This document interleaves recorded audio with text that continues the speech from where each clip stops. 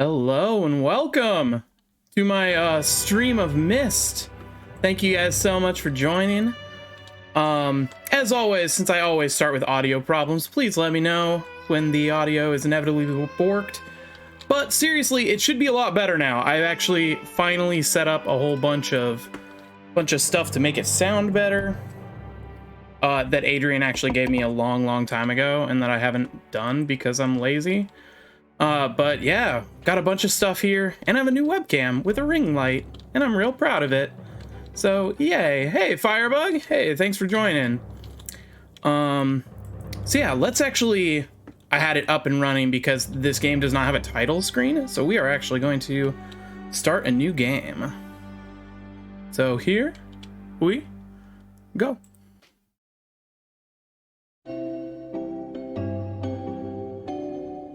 Good, I'm glad the audio sounds better. I know, we're so fancy with chat on screen. It looks a little big to me, but let me know if it's like too big. I think it might be okay. This shouldn't be too intense of a game.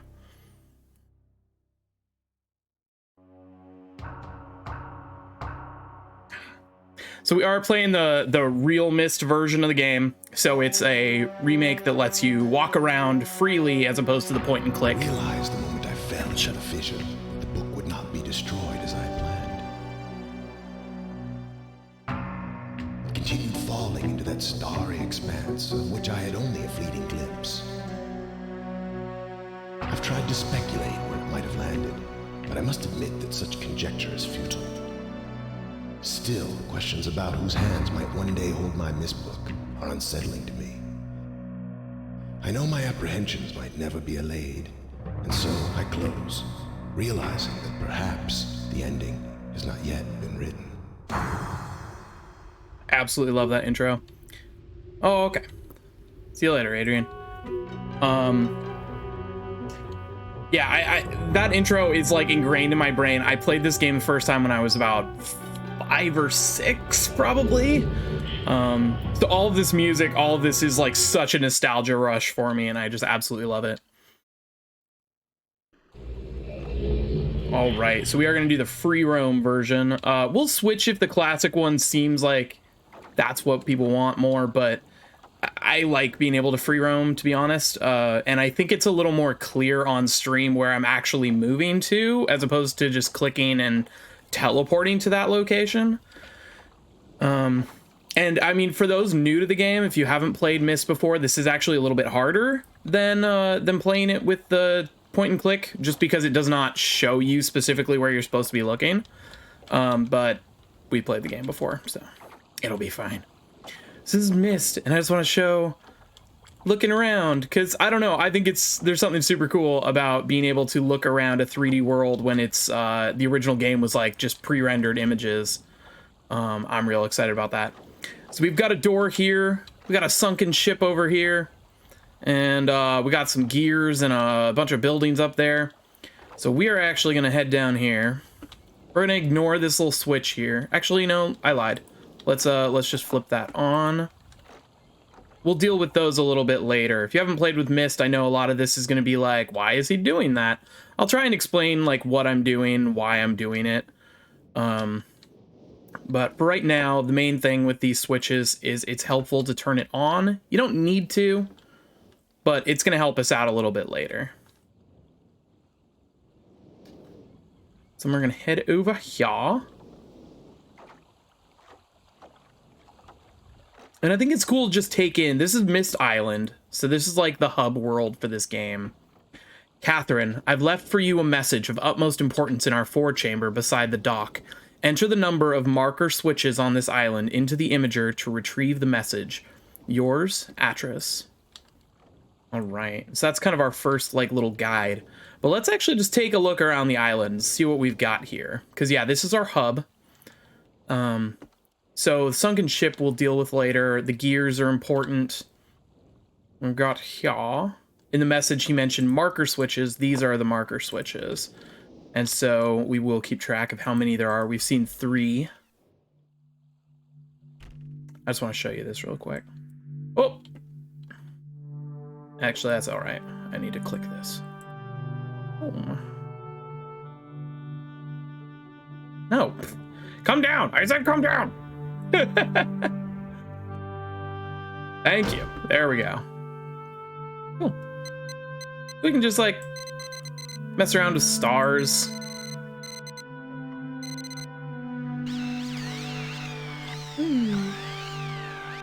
It shows us constellations and stuff. We'll deal with this later, but it's just kind of a neat thing to keep in mind that we have access to.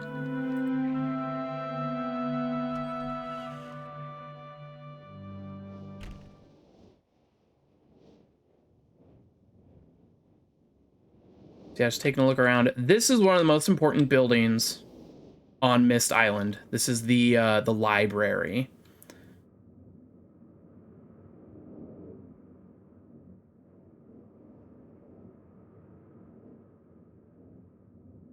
All right, we're gonna see over here.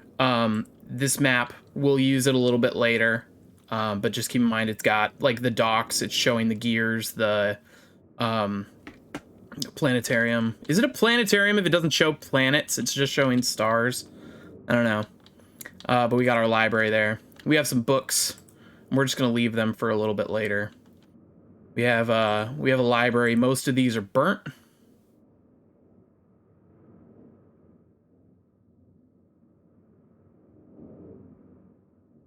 Boom. Just a bunch of burnt books. There are a couple of them that are not, though. Like this. And we'll read these a little bit later.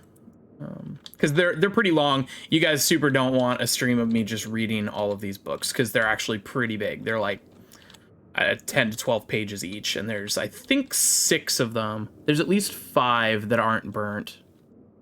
So anyway, you don't want to stream me just reading 60 pages for several hours.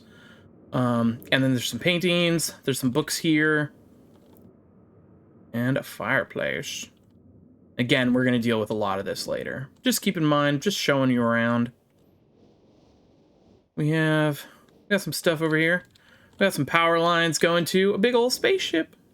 I love this spaceship. This is like the most 1920s, to 1950s sci-fi just ever. Oh my gosh, just look at this spaceship. Oh, it's so gorgeous. So completely ridiculous. And it's hooked up via power lines, which doesn't seem like a particularly helpful thing to do for a spaceship. If you need power lines to make your spaceship work, you've kind of goofed. All right, we have a bunch of pillars, and they have different symbols next to all the pillars. Very cool. We've got a model of our sunken ship. Gonna flip another one of these markers on. So yeah, how's everybody doing? How are you guys doing in chat? How are things? I figure this is just gonna be like a chill tourist guide to Myst. I don't know. I don't recall, like, I haven't memorized this game, but I feel like we're gonna be able to solve all the puzzles pretty quickly. I have played this game several times. But I was just feeling like playing it again, because honestly, it's one of my all-time favorite games, so. Here's Power Station. You click some buttons, and the numbers go up. Yay! And we're just gonna leave that. Power and powered ship. So you can probably figure out just from looking at that this power station sends power to our spaceship down the power lines.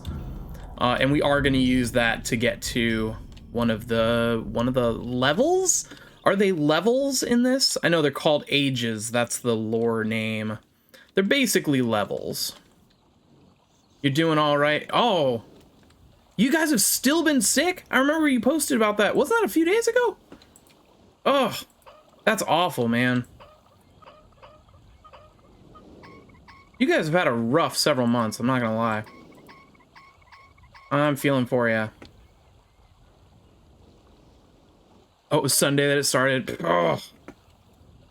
Oh. That's just awful. All right, we got a clock. We can't get to that marker yet. And that's going to be that's going to be a pain. Flip that one. That's good. I'm glad you're doing much better today. I've had food poisoning once in my life, and it was easily the worst sickness I've ever had. Like, it was just, oh my gosh, it was the worst. We got that. Sweet. And we have a safe. 110. Totally. I'm just gonna click it on everything. I'm not solving any of the puzzles here. We're just taking a look around. So we've got, I think, all the markers on. And if you've been keeping track, there are actually 8 markers. We have seen every marker now.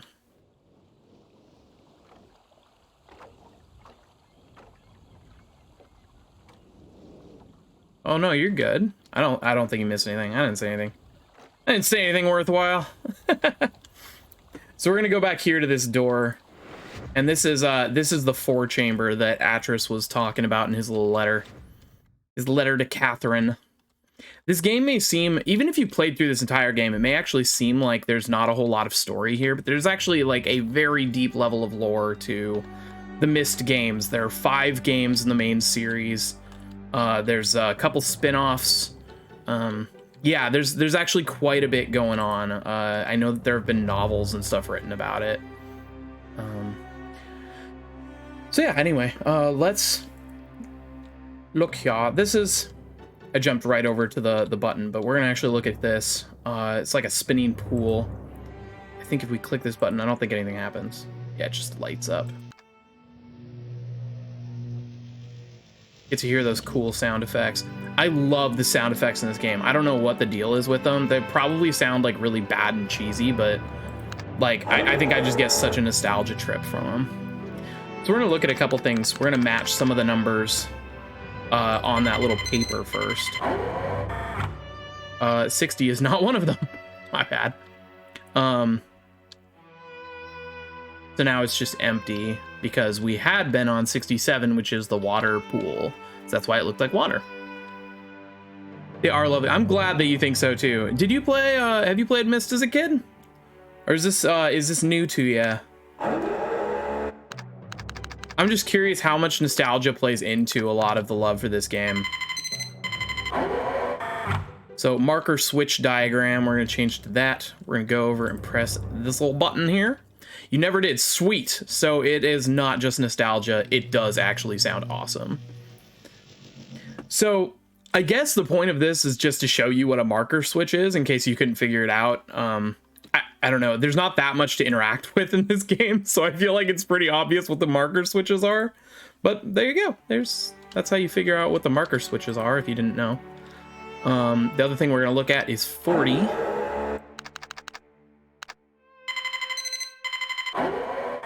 Topographical extrusion test. We're just gonna see the island.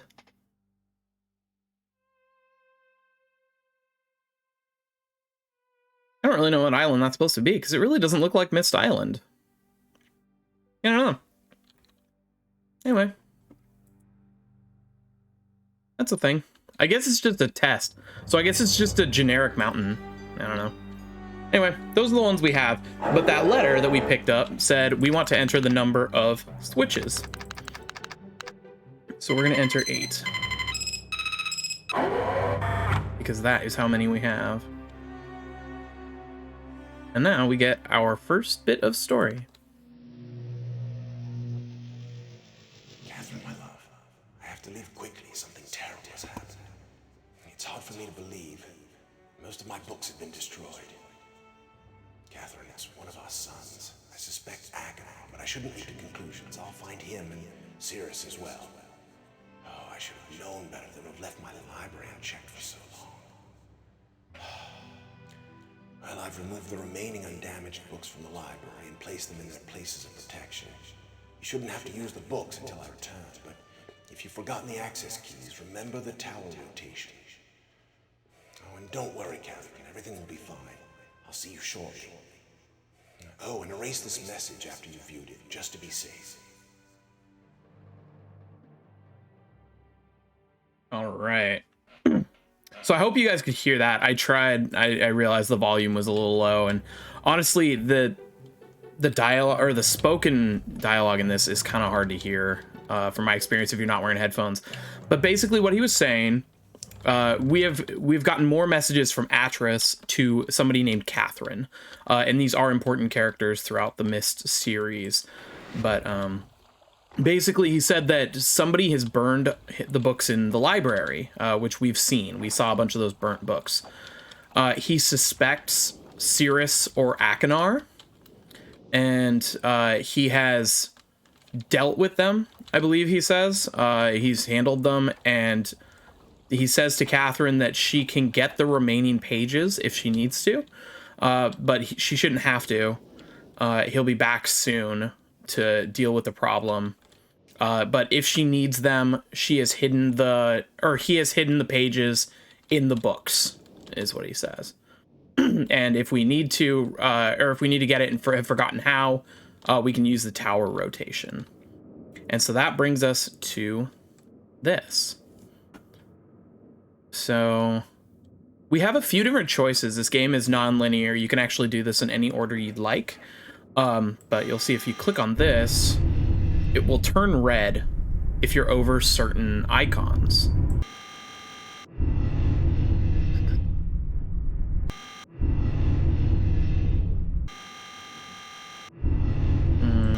There we go. Okay. So there's 4 main ones. I'm trying to think what we want to start with. I think I want to start with the ship.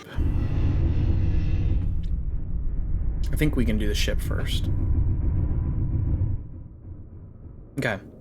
And now let's actually take a look at these books here.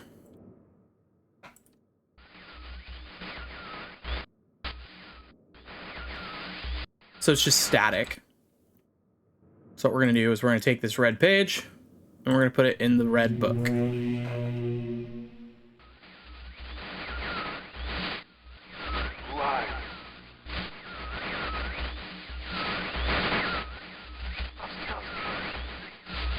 Bring me a red page.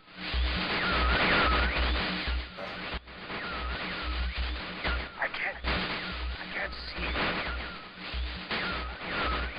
I need a red page, you must. Hey, welcome back, Adrian.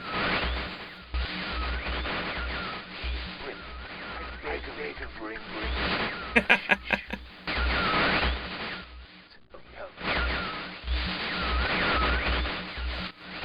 I am serious.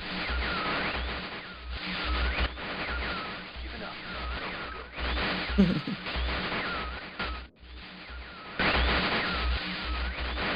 I think that's pretty much the extent we're going to get from him. So he's supposed to be really hard to hear, but there are a couple things that you can pull out. I don't know if the audio went through very well on the stream. You do hear him say, "I'm Cirrus," and he says, "Bring me red pages." So he says a couple other weird things that don't really make a lot of sense. Hey, what's that giant brown thing behind me? What's that giant brown thing behind me? You mean my Myst linking book?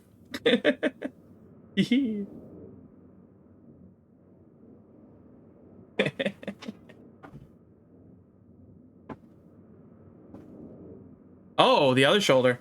That. Oh, that. It's obviously very intentional and very good set design. It's my treadmill. Has a lot to do with gaming. I haven't had a lot of opportunity to adjust the background here as like a set. I've actually been really lucky to have the bookshelf where I can put a lot of the gaming stuff there.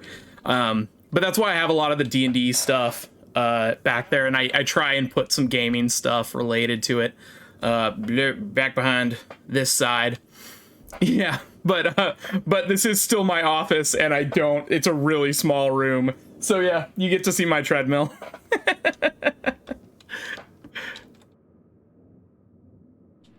And then we're gonna do the same thing with the blue.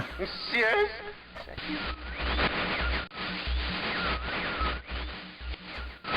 Are you? See you.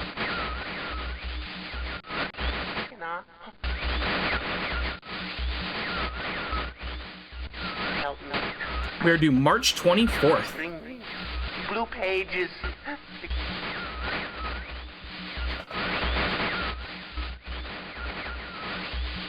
Never, never. Pages. Yeah, it's really close. I must have the blue page. All right.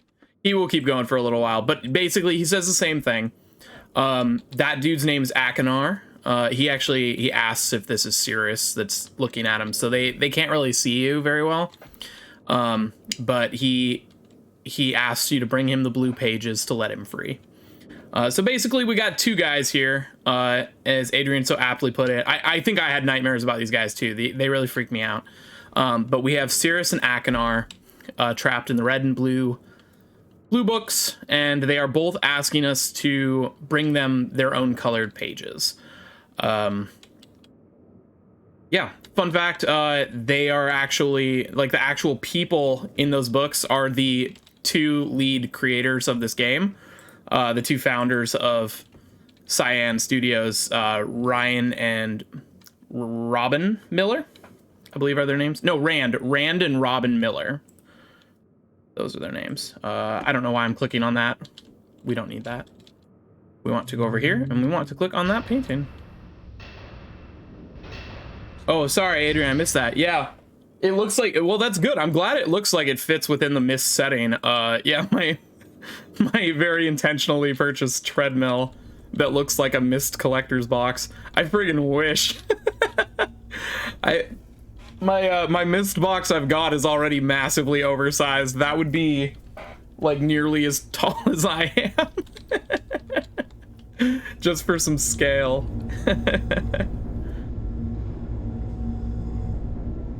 All right. Ooh. Open, please. Thank you.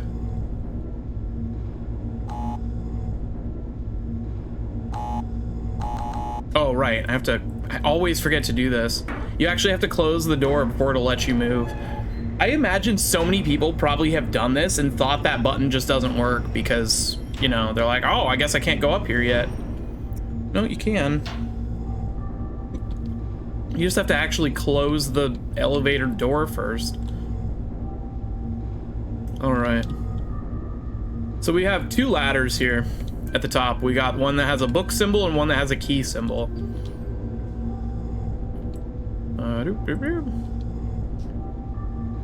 And we're looking, oh geez, it's just not loading well. Uh-oh. Oh no, it's glitching. That's okay. We don't actually need to see out there. All that it is doing is, if we were to look through and if it were working, it would show us the dock that we rotated the tower towards. So we have three things. Actually, no, I think it would show us, it actually might show us the rows of columns.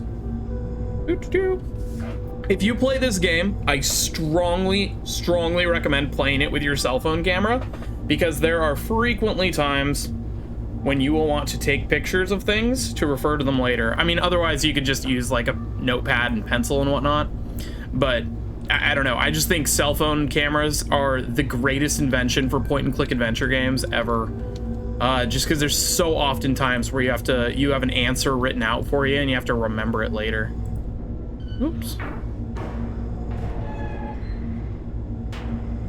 Oh, I think the desktop audio is getting a little loud, isn't it? I'm gonna lower the desktop audio a little bit. There we go.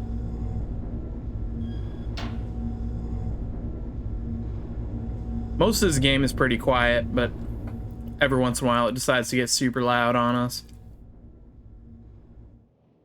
All right, so it's blocked now. I don't know why they felt the need to make you do this. Like, you can only have one of those things open at a time. I don't know. I don't know why they felt that was necessary. So anyway, those were dates that we got.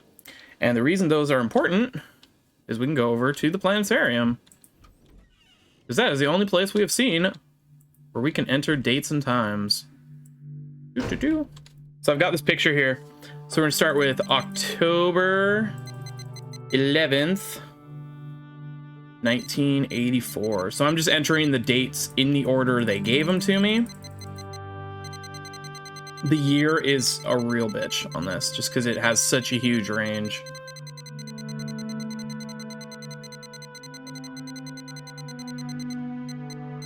Oh, 4. Yep. And then it says 10:04 a.m. So 10:04 a.m. How many times have I played this? I've played each of the different versions. So I had the original on CD-ROM. My parents bought it and it scared the crap out of me, but I did eventually finish that version.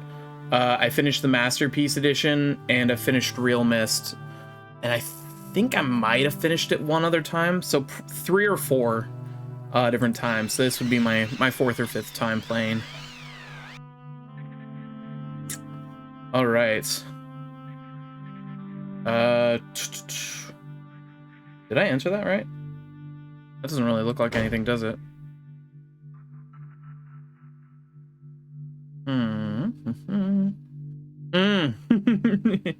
I'm glad you mentioned that. It has been ported to VR, and I actually thought about streaming that version, but there's a reason I didn't.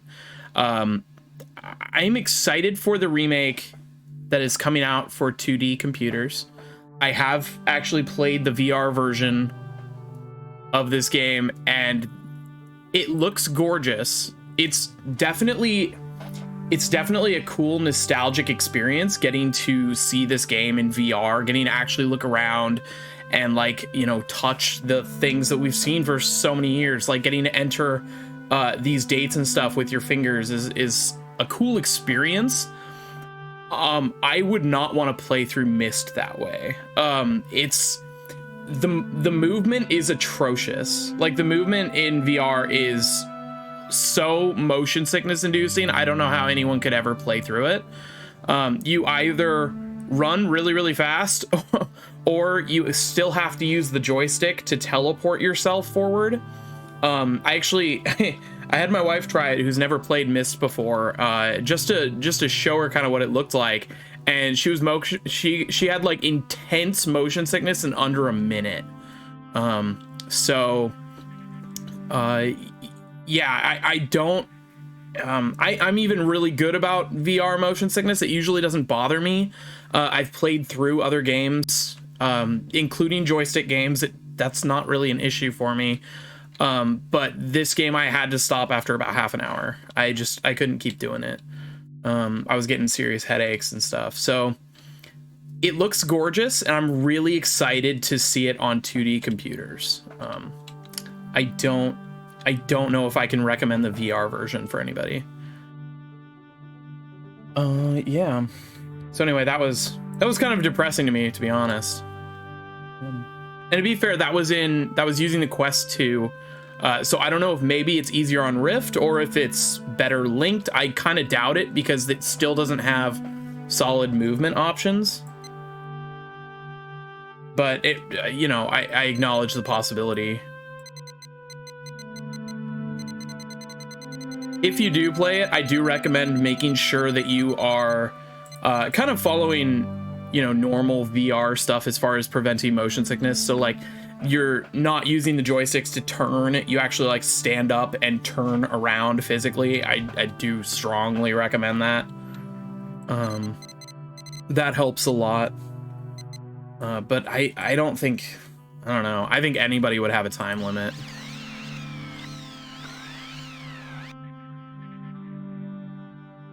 All right.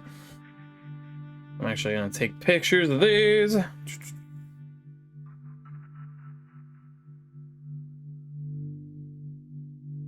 Actually, I kind of forgot to get that first one, so hopefully I can do that on memory. And then November 23rd.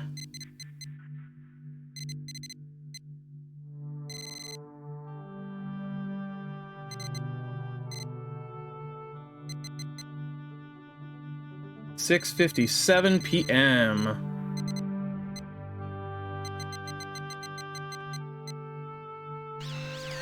Sweet.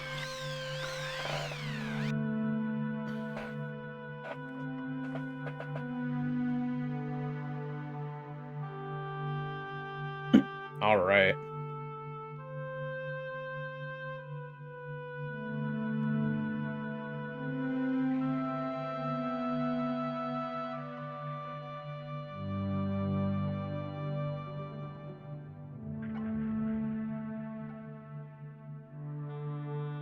Okay.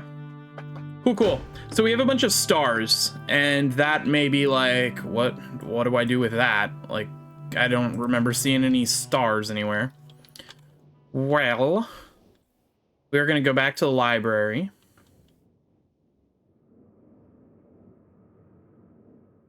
And I believe it's this one. Nope. Not that one. Nope, not that one. Actually, I think it's Stone Ship Age.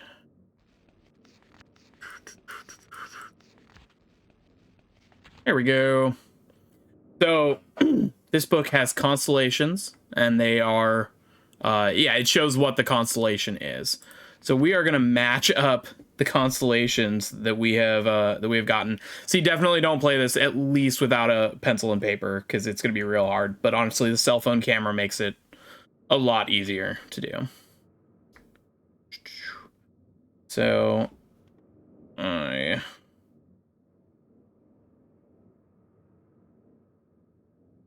let's see.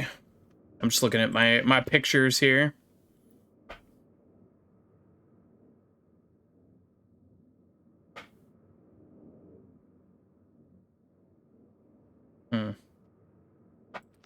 Crap. I don't think I took a picture of that first one. Damn it. I'm gonna go and actually do that first one again. Sorry about that. Whee!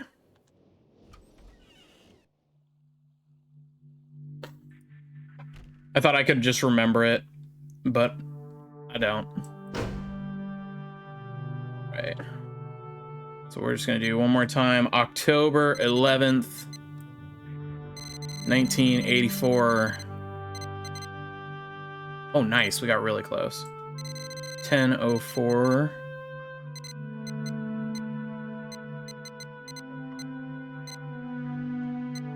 There we go.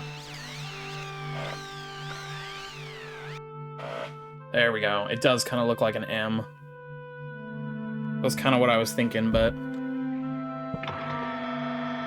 Yeah! Yeah, that logo actually, Heather made that logo for me. Yeah, it is a headphone with a mic and glasses.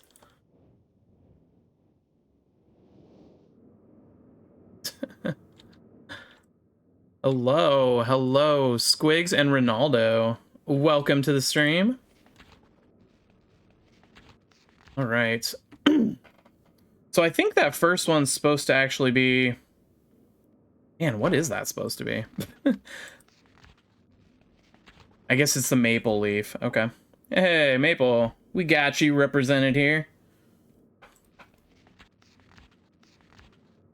And then I think that next one's supposed to be a snake.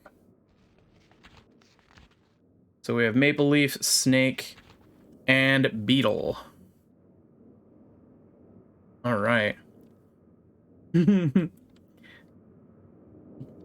For those who do not know, Jaquel is our cockatiel that we got, and Jaquel is not quite ready to come down and join us on stream yet. He is quite young. We think he's just about 6 months. But he is hanging out and he is watching the stream.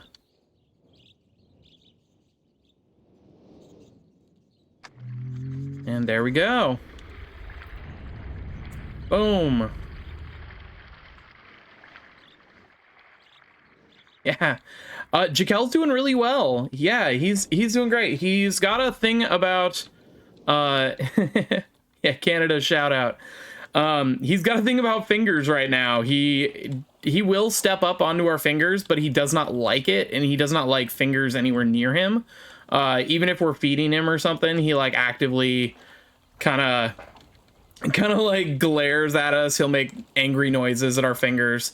So yeah, we're kind of working with him on that, but actually he's pretty fine stepping up onto our arms. Yeah. Anyway, he's doing well. He's flying around a bunch. He's learning to forage. Yeah, and we think he's starting his first molt. Yeah. All right. So anyway, I'm sorry. You probably saw that just like the model, the sunken ship in the dock is now raised. And there is a book, and this is our first age. So we are going to head to the stone ship age.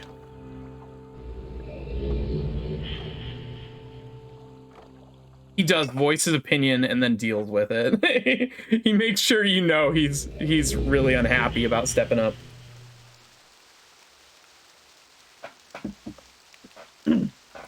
All right. So we have made it to our first other age. And this is called the Stone Ship Age. There was actually the book talking about it, and we can go back and maybe look at it a little bit later. I kind of forgot to read it, but all those books are talking about Atris. He has written down journals about his experience and times in these different ages, and talks a lot about Catherine and his sons Cirrus and Akinar. I totally blanked on his name for a second. But yeah, basically, he has this ability where he can write ages into being. He writes these places into existence, which is pretty neat. It's pretty neat to be able to just like write a really in-depth story and have that actually become a real place.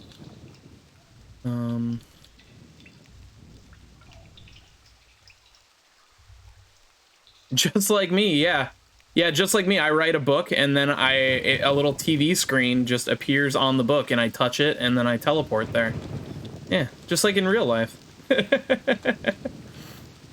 No, I wish.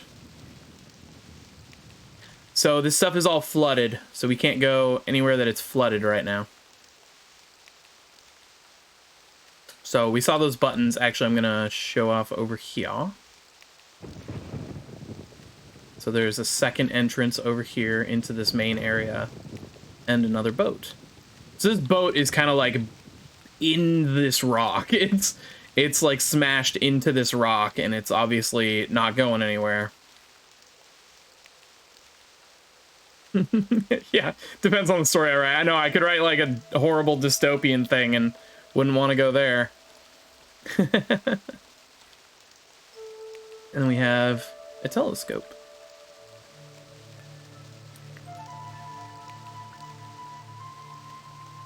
Sweet. All right. So these are our puzzle solving tools. Basically what we want to do in each of the levels is there's a blue page somewhere and there's a red page somewhere. And then there is a linking book back to Myst. Linking books are the in-game term for any of those books that teleport you somewhere, that transport you to another world. So what we want to do is we want to get either the blue pages, the red pages, or both, and bring them back to Myst Island. This is the Seattle book. Yep, totally.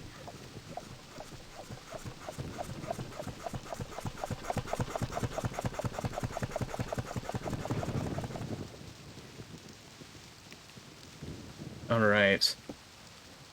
So we hit that button, and now there's a water pump active. So it didn't do anything for either of these, but it let us walk down into the ship, which is super dark. And I just got a ring light, which is awesome, and I'm super excited about it.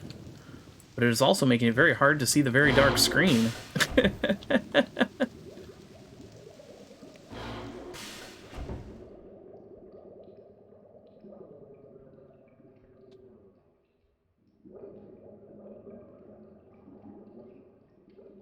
That's okay.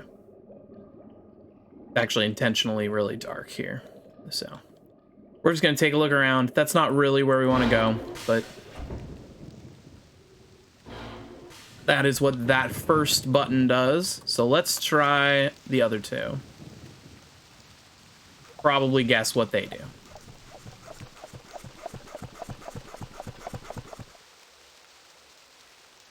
All right.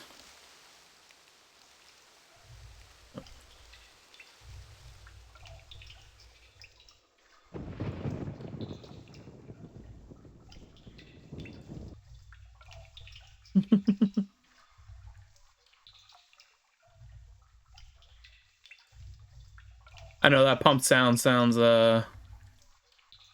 wonderful. This is a family-friendly stream here.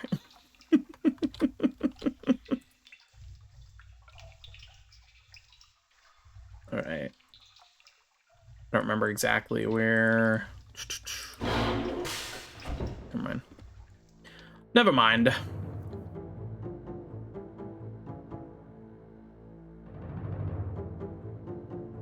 So we have this bedroom here.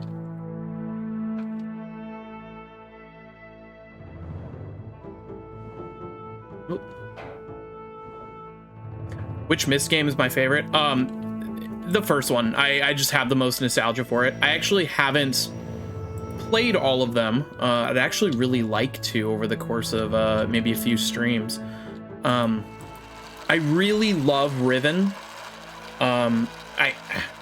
Riven's a great game. And I think even probably most people new to the franchise these days would probably like Riven more than Myst.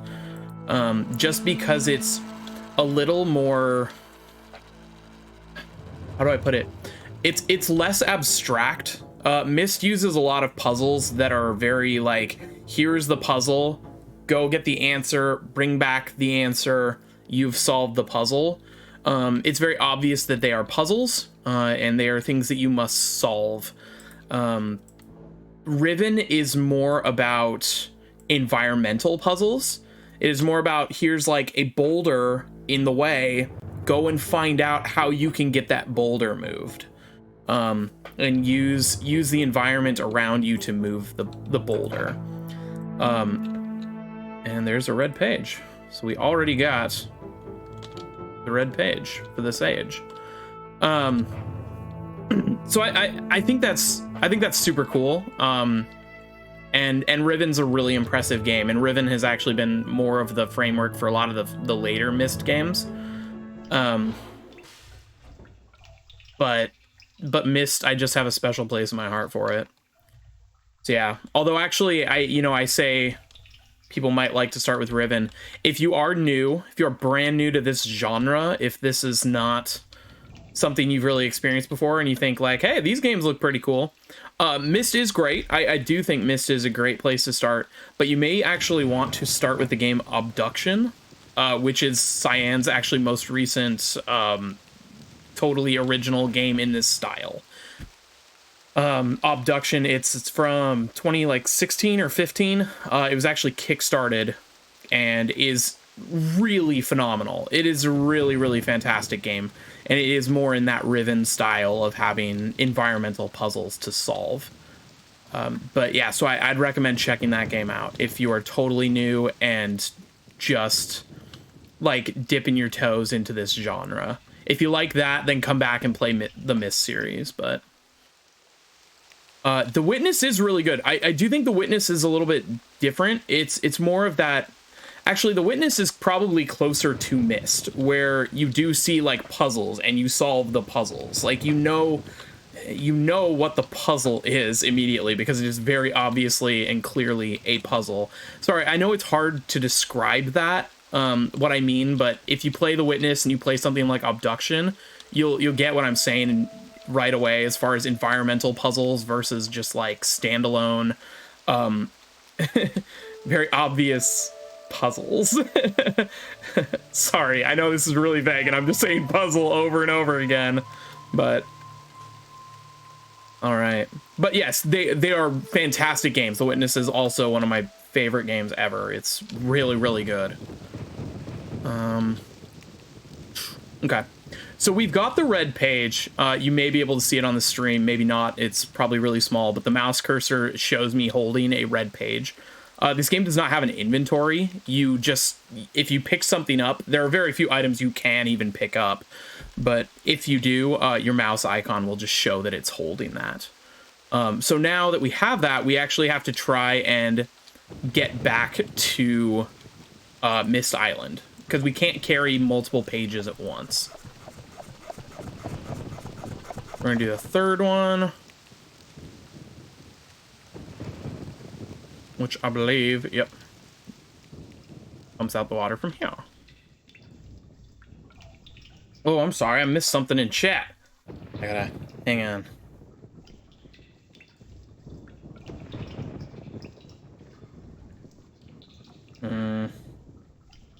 My chat's not updating. How rude. Hang on just a second.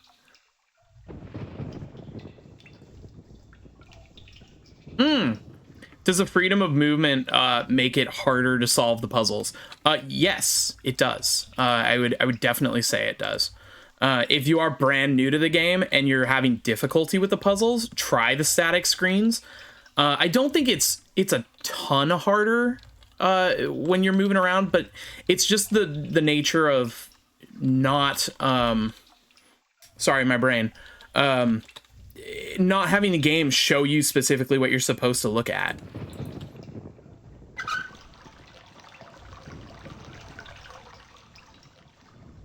So we're just going to do that. We're going to let all the water out of this chest, which...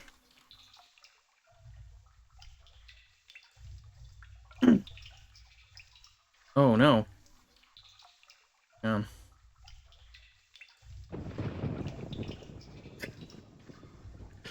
Ronaldo with those Myst puns. I'm so proud. So proud.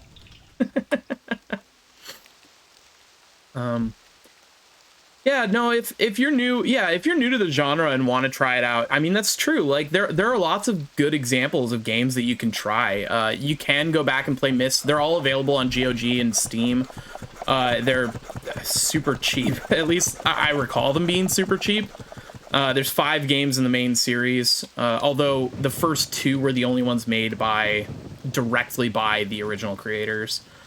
In fact, I think one of the creators left after the first one.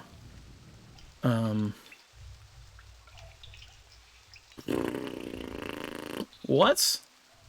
That was supposed to float to the surface. I'm not doing it right. Fun fact, I'm the only person streaming Myst right now. Wow! How surprising. Actually, I did even specifically put real Myst in there, so... Yeah, I don't know. I'm curious, if somebody wants to check, are there people streaming like Myst Masterpiece Edition or the original? I'm legitimately curious. Am I the only Myst streamer on Twitch right now?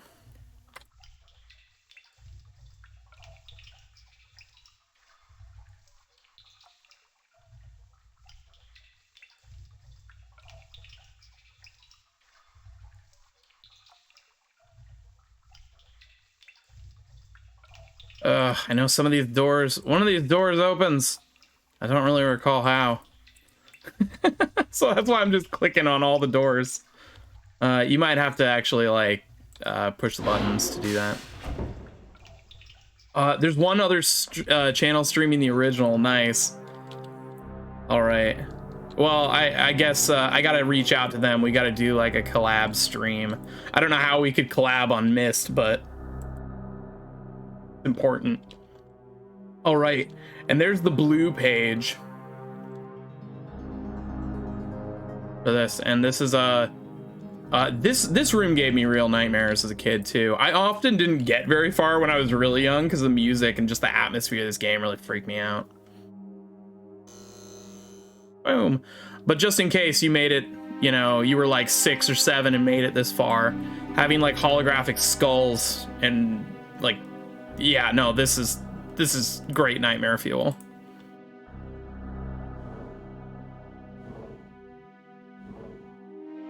So we have like maps And you'll notice that these maps are all very different from each other, but also from reality. These are definitely not showing off places on Earth. Marker switch. Once again, take a picture of everything you find, because it's probably a hint. Oh my gosh. Very cool. 1v1 speedrun. You know, I've actually heard Reddit posts and stuff where people talk about speedrunning Myst or speedrunning adventure games in general. Let's, you know, there's a reason that these games don't show up at AGDQ, at least not very often. It's because it's basically just pathing. You just memorize where to go and just do it really, really quickly. And actually, Myst in general would be a terrible game to speedrun, because there's actually a very, very easy way to complete this game in like under 10 minutes, and it does not take any skill at all. You can actually just do it from the first island. It's really easy, and I'll probably show you that if and when we finish Myst. The legit way, the real way to finish this game. So hang on just a second here.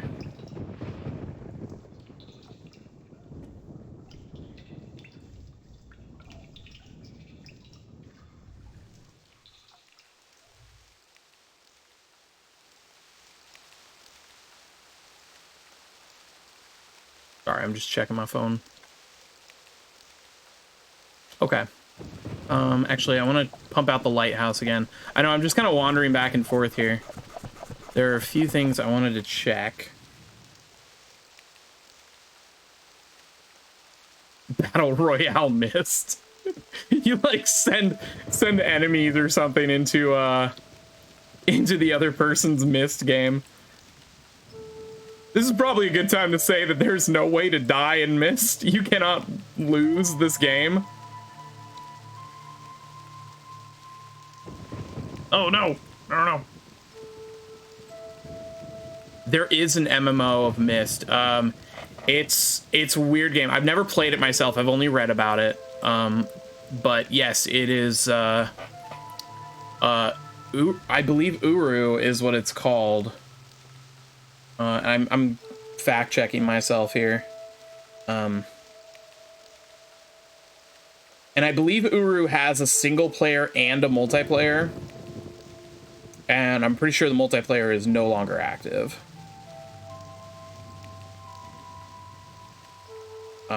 Okay, Myst Online Uru Live was what it was called. It is the multiplayer component to Uru. Yeah, so there are probably private servers and stuff of it up. I couldn't say. I know that there's some really dedicated fans. Is there a way to die in that? I have no idea. I don't even know. I honestly couldn't even guess.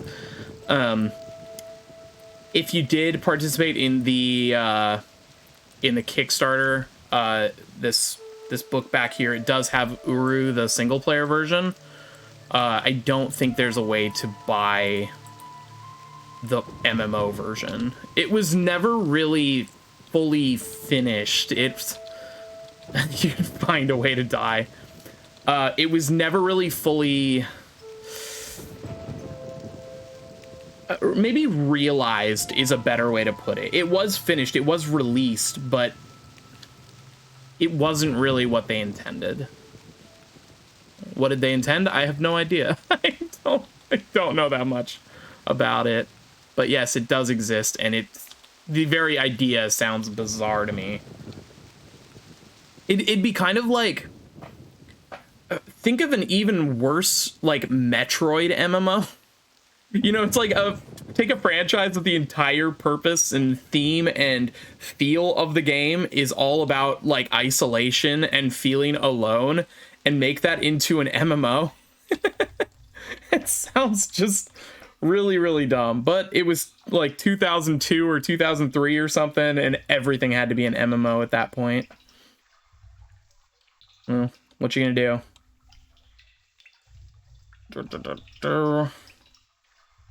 Oh, I think I didn't. Oh, I think I know what I did. I know what I did here. Because this chest is definitely supposed to float up, but I think I need to do that first. Now I think it'll work. Oh, come on. Oh my god.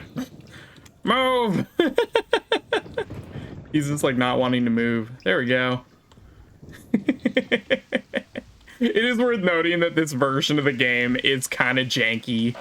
It is taking a game that is all about like fixed movement and making it into 3D through a lot of hacks and ridiculous methods.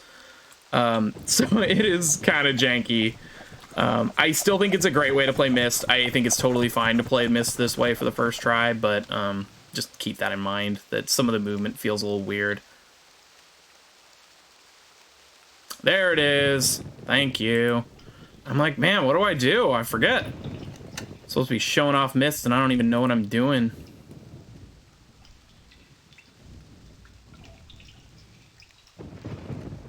Don't starve, MMO.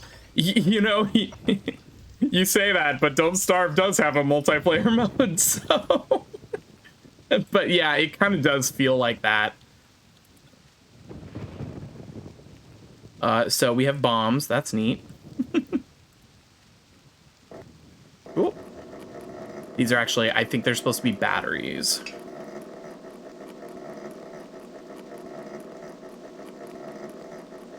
Gameplay, everybody. You click on this thing and watch the bar go higher. Yeah. Rooting for me to soft block. I don't know of any good way to soft block this game. There might be a way, but I don't know what it is.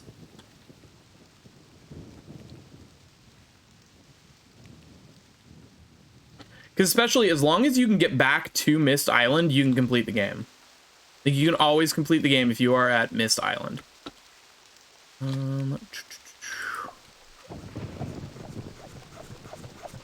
Thanks, man. I appreciate you believing in me.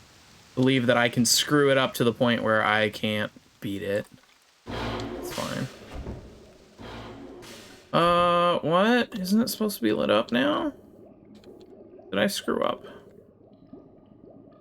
I'm just continuously screwing up, guys. That's okay. We can solve the puzzles. So this is actually lit up now, but that inner part is not. So...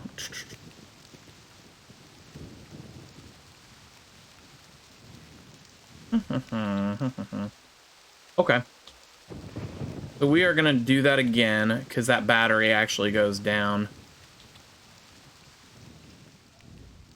And it must be in the tunnels. Or maybe it... Oh, yeah, it did go down, but just barely.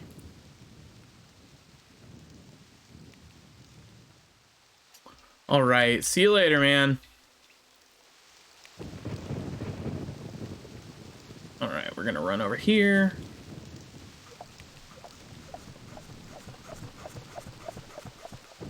So one thing to keep note of, like, even though a lot of this game doesn't... it doesn't have like a lot of written out story for you, or like it doesn't say, you know, have a lot of cutscenes or anything. A lot of the storytelling is actually done with the environment, kind of Dark Souls-esque. I hate relating things to Dark Souls just because I know it's super overdone. This game is not hard like Dark Souls, but it does have that environmental storytelling. So the fact that we get the pages in 2 bedrooms is very relevant to the plot of this game. And just looking around at the various items around the room, it tells you a lot about Cirrus and Akinar, the 2 brothers who are trapped in the books. It's The Witness, but Dark Souls. Yeah, basically. Oh my god. I broke it. That's right, I remember what I'm supposed to do here. I have to experiment with it first. I'm gonna go back up. So I broke the battery.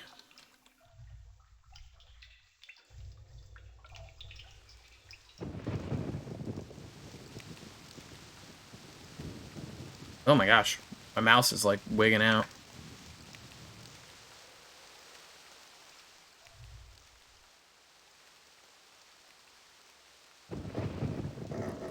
Yay, and we get to just crank the thing in. Okay, have you ever done one of these, like in real life? I used to have a crank flashlight. You move it a lot faster than this. What is wrong with this person that they're moving this so slowly?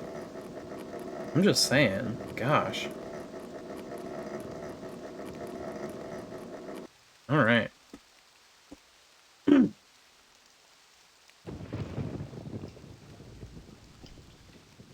Okay. Oh my gosh. Are you having trouble? What's going on? I can't get out.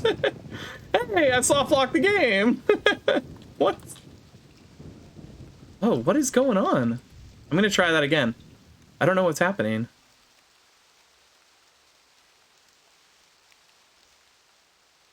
I blame Ronaldo. He just broke the game for us.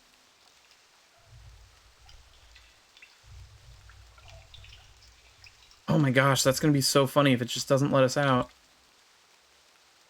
I think it is. It's not letting me walk out. Okay, here.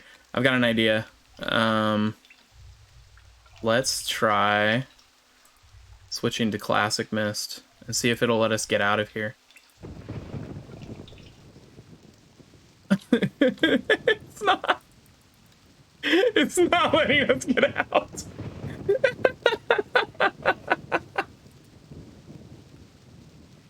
Okay. Let me try. I'm just gonna save it, and we'll just try closing out and reopening it. I can't believe that happened. I can't believe that. It actually soft locked, but more because the game was glitchy than anything else. That's incredible. I've never seen that happen.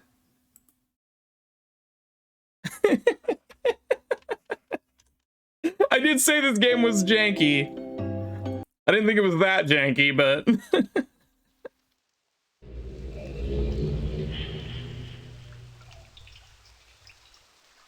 Okay, come on. There we go. Now we can get out.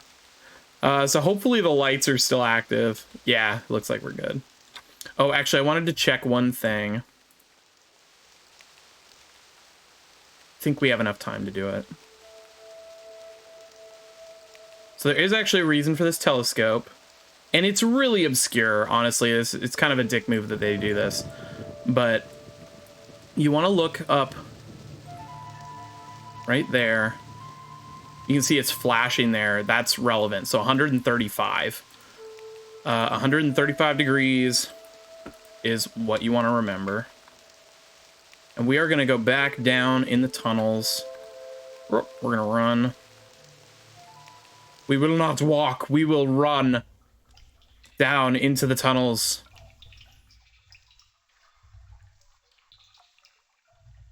We're going to go back in here.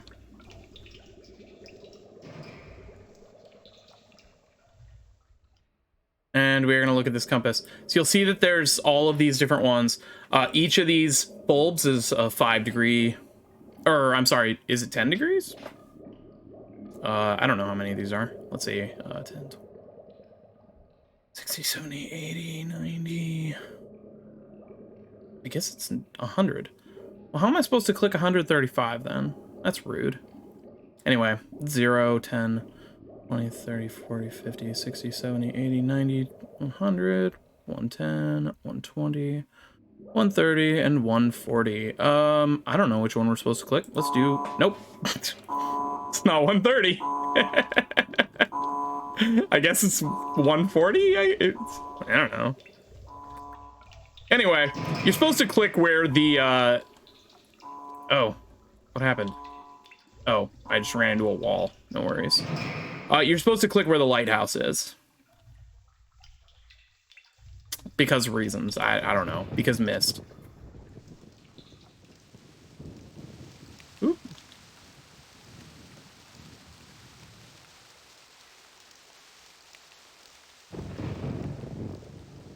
And for what it's worth, if you are playing this for the first time, it's not a long game in the sense that it does not take long to finish this game if you know what you're doing, but it can be quite difficult. It is not a super easy game if you're gonna not look up any walkthroughs or anything.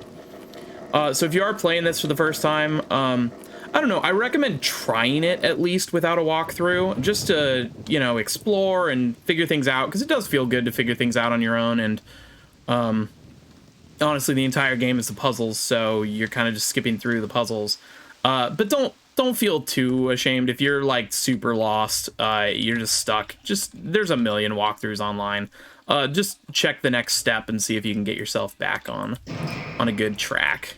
Don't feel ashamed about that. There's a lot of very Moon Logic-y puzzles. I would say less than a lot of adventure games at the time. Like King's Quest was way worse, but you know, it's not always obvious.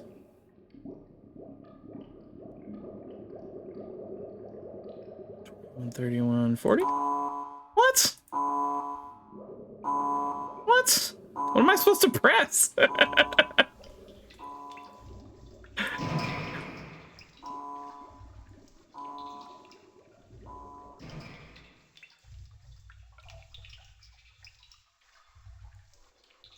Now I'm just confused.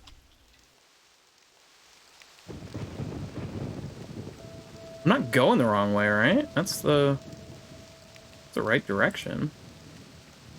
Yeah. 0 is north.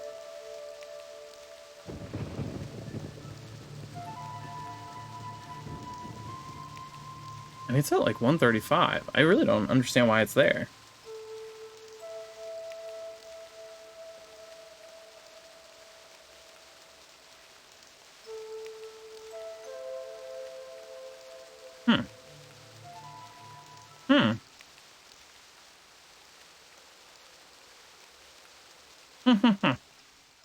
What am I supposed to do then? That's weird.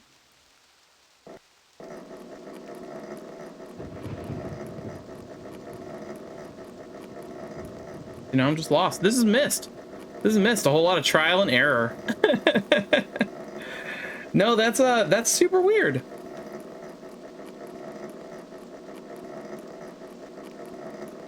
Okay, let's do that again. I'm gonna look at the telescope again when it's all charged. Maybe I'm seeing something wrong.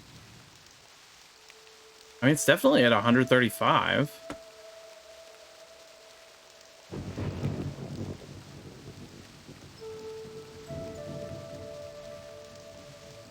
Boom. I mean, it's like perfectly in line with that.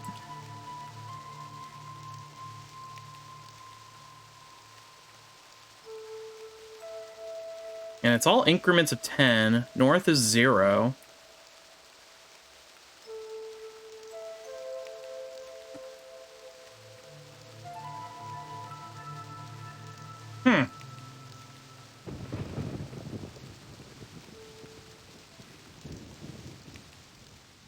Okay. Let's look at it again. Let's look at the compass again. See if we can figure this out. See, no matter how many times I finish this game, there's always stuff I just don't remember.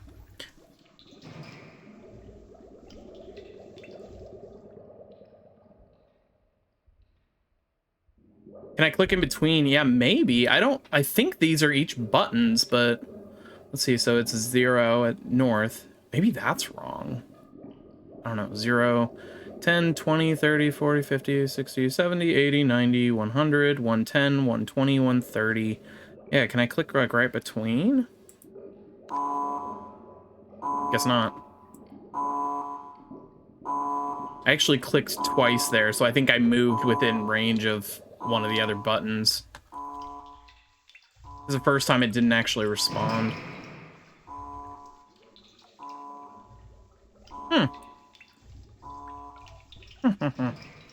Yeah, that's what I was wondering. Maybe north isn't 0. But at that point, I'm not totally sure what to go off of then.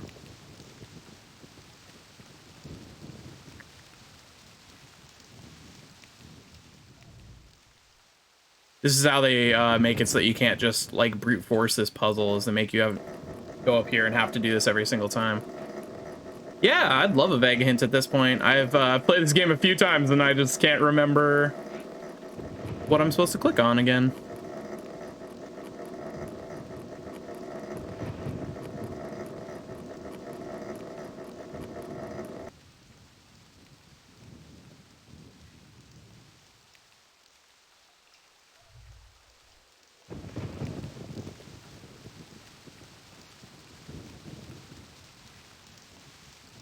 I have to do math.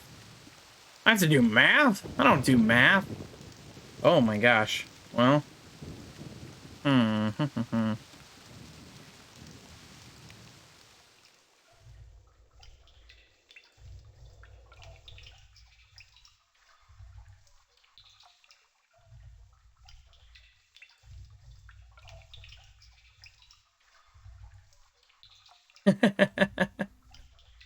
I might. I'm gonna look at it again.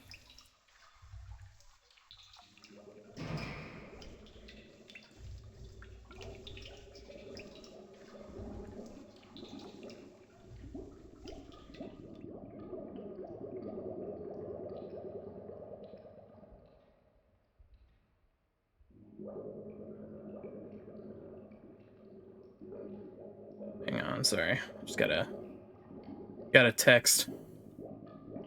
All right. So I gotta do math. It's 135. We know that. That's where the lighthouse is at.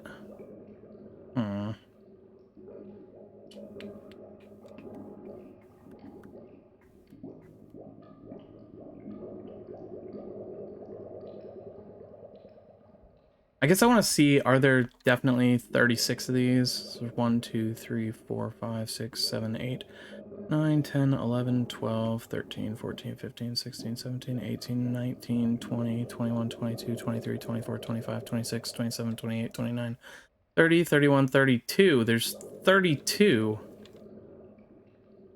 So it doesn't equal 32 degrees. Or, I mean, I'm sorry, 360. It doesn't equal 360 degrees. That's rude.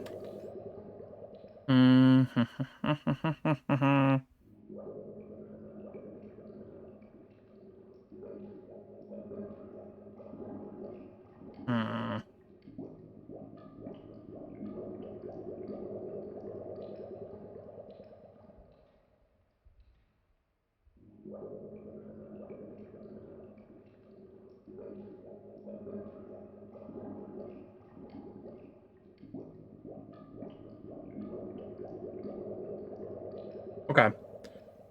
So it's just 32 buttons. So, okay. If I have to do math, so I have to estimate where that's at. So 135, yeah, it's 135 degrees. So, okay, so east would be 90 degrees. South is 180. Is 135 in the middle of that? It's 45. Yeah, it's 45. Okay.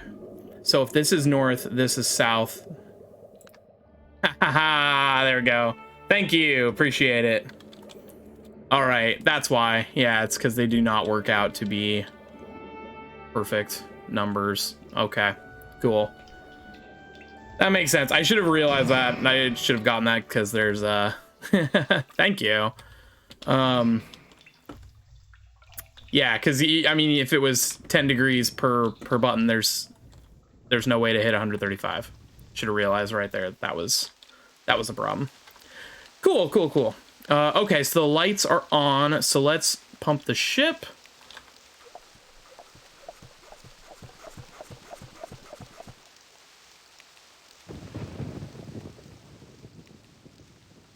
And then there we go. Now the lights are here.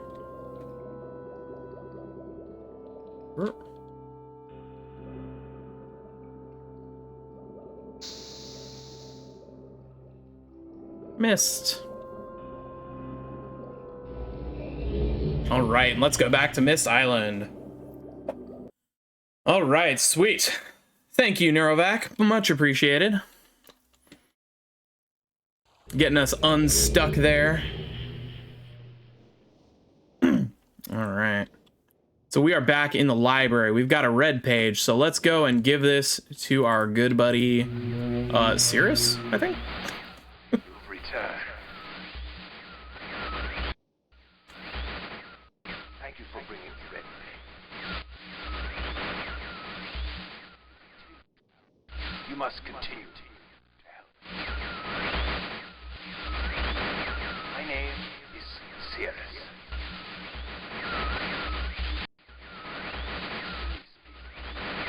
I beg you to find the remaining red pages. You must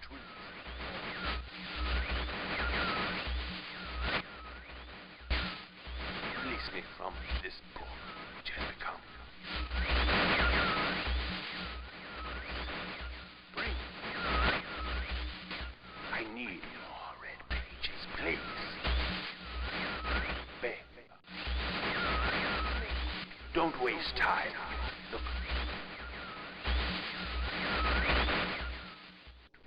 Don't.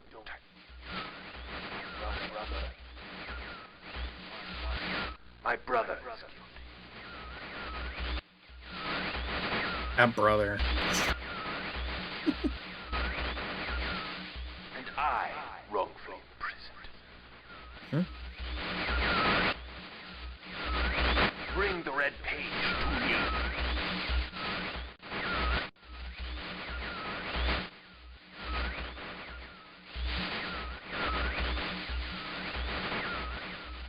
All right. That is what our good buddy Cirrus has to say. So I hope that came through on stream. Basically, he is like, hello, I'm Cirrus. Bring me red pages so I can be let loose from this book. My brother Akinar, he's a dick. Don't help him. Stupid Akinar. And so before we actually move to another age, let's just do this again. Because as you'll recall, there are 2 books. And there are 2 pages in here.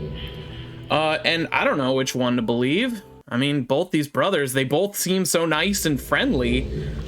I ought to just help them both, right? So we are just gonna go back here and we are just gonna solve this again real quick. I think the power's still on. Looks like it. Yeah, so we should just have to go and grab the page and then head out. And I don't recall which is which. 3 blue? No, that's where the red page was. All right, let's go over to Akinar.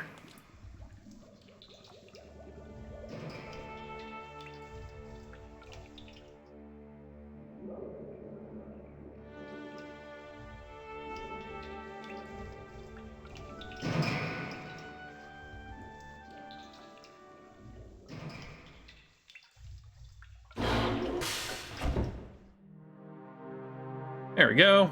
There's a blue one. So now we just go and pump that back out, pump the water back out, and we can just head back to the Myst Isle. And we will give Akinar his page back. We'll see what he has to say. Have him defend himself.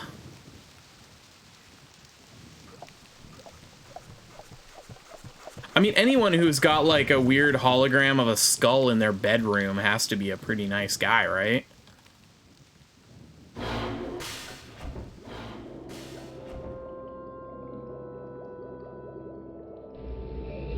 All right.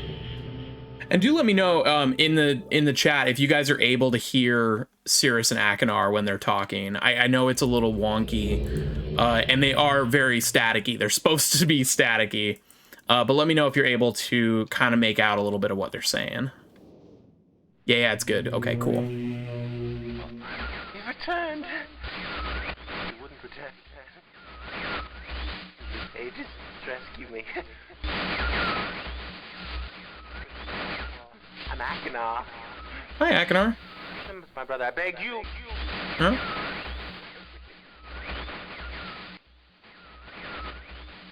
complete. Always blue pages. Always blue pages. Listen to him. Don't listen to him. Not listen to my brother. No. Egotistical fool and a liar. Oh. Bring me the blue pages. Okay. The red ones. Don't bring the red ones. Don't bring red ones. Got it. Implore you. I've been wrongfully imprisoned.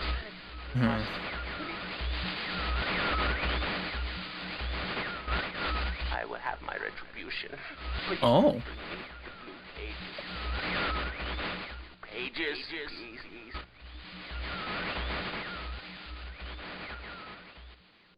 Well, he was a friendly seeming guy as well. Yeah, so basically same deal. He says his brother is an egotistical, is egotistical and a liar. So, which one do we trust? Just don't know. I don't think I want to go to this world. I don't like this world. I'm gonna not go to that one. Let's go to the gears.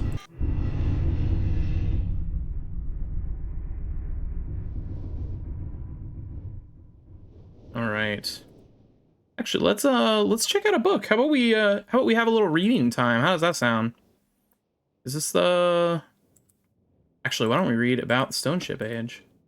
Okay. I'll just read this for a little bit. We'll see if it's see if this is cool. Emmett was the first to live on the rocks. He named them the rocks because that is what they were, a group of sharp rocks clustered together in the middle of a large sea. This was where Emmett lived. He enjoyed his life. Emmett would occasionally swim to nearby rocks as it was never too far of a distance. One day, another person appeared on the rocks for no apparent reason to Emmett.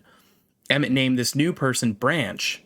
Emmett and Branch quickly became friends, swimming and hunting for fish together often. Emmett showed Branch the simple cave in which he lived on the largest rock. Soon, Branch discovered a place where he decided to live, also on the same large rock. The sun always shone brightly in their world, and the water was always dazzlingly clear, allowing them to see almost to the deep ocean floor which surrounded them. Though the sun always shone, it was never too hot for the boys. A light breeze always came from the north and cooled the area down. One day, while Branch was swimming and having fun in the water, he noticed another boy swimming. Branch brought the new boy to Emmett to find out what to call the new boy. Emmett said the boy should be called Will. Will was soon a part of the group, and all three of the boys swam and enjoyed their perfect world. At least, that is the story. At least that is the story I was told when I arrived today on the island.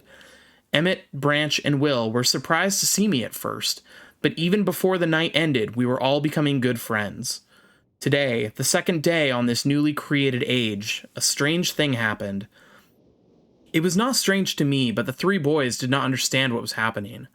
While I was relaxing under a large tree on one of the smaller rock islands, it began to rain. It was a nice rain that lasted for about an hour in the morning. I explained to the boys that the rain was not harmful, yet they obviously still feared it. Before going to sleep tonight, I told the boys I would leave the following day. I told them that while I was gone, I would make a surprising change in their world. They didn't understand, not that I expected them to. I still do not fully understand what happened today. I was experimenting with the art, testing the limits of the rules as dictated to me by Father. Thank you.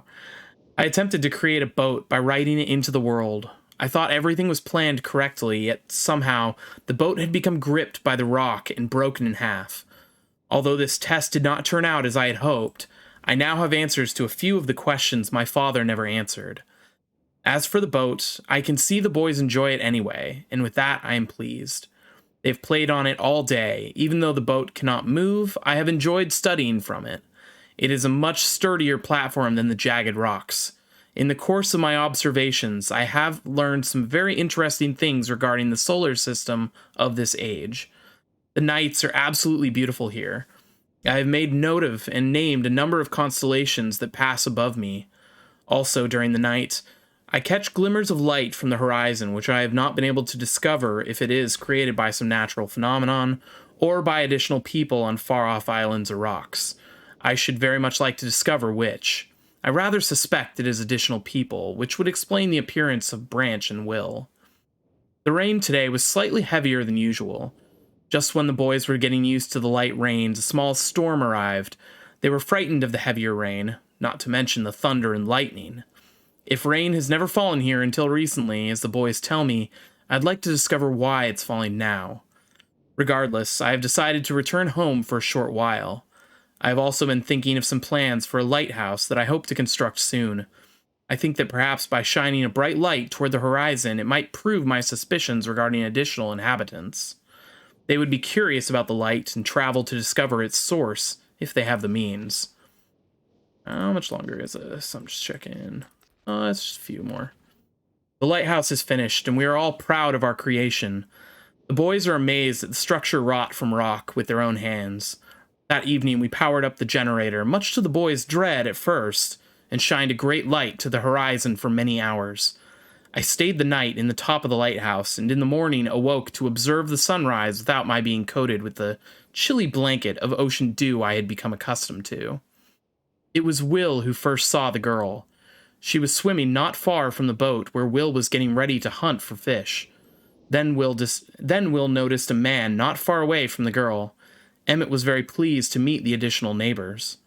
I feel pleased to leave this age. I have set in motion events that have nothing to do with writing or the art, that will have a more profound impact on this world than I could have ever written.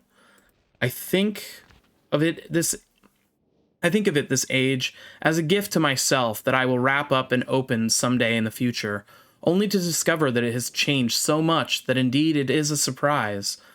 Besides, I have yet another new age that awaits me. It seems I'm going to need some way to travel underwater in this new age, and so much planning is in order. And then the ink changes color. It has been 10 years since I left this age, which I have since called the Stone Ship Age. Upon returning, I cannot believe the changes that have taken place. The original 3 boys have grown into adults, and there are many new faces that I do not recognize. Branch told me that it has not rained for 7 years, and the cool breezes are back again. They are all very content and have been serving me with new foods and showing me new materials they have discovered. It even seems they have found gold somewhere. I see it in many forms around the island. My lighthouse has been kept in perfect condition, and it looks as if they have tried their very best to keep it so. Yet I have noted that the entire rock it was built on has sunk approximately 40 or 50 centimeters. After a wonderful visit with my old friends, I wonder aloud with them what things will be like here in another 10 years. And then there's just the constellations, and there's a little map.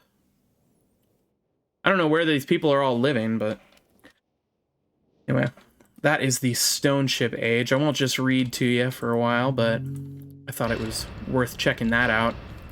I don't know if anybody else gets vibes of this, but that story to me sounds so much like Kingdom Hearts and the introduction to Kingdom Hearts. Obviously not with the world traveling. Well, I guess actually with the world traveling. Yeah, it sounds exactly like Kingdom Hearts. But there's like 3 boys that are hanging out on an island, and then suddenly there's a girl who shows up. Anyway. Alright, let's see if this is gonna actually work or if it's just gonna glitch again. No, so it will actually show us now the gears. Neat. And thank you, Adrian, I appreciate that. I think actually doing audiobooks would be really fun. If I actually had time to practice them and stuff, I could do voices and stuff. I actually really like doing voice acting stuff. I just don't really get a chance to do it very often.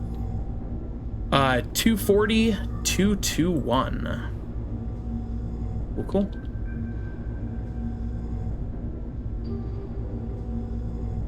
So if you have a cell phone picture or a cell phone camera, I recommend taking a picture of that if you're playing it. It is the time 240 and then 2,2,1. So there's a couple things, if we think back to our tour of the island, that this could play into. The time is, which I want to check the 221 because I don't fully remember off the top of my head what that is for, but I think I have an idea. I know what the time is for. Whoop. We don't get dates with it, so we know it's not a planetarium thing. do want to check in here. There's this. I don't remember if it's for this. Nope. Not. Okay, cool. But 240 could be a time that we could put into this clock.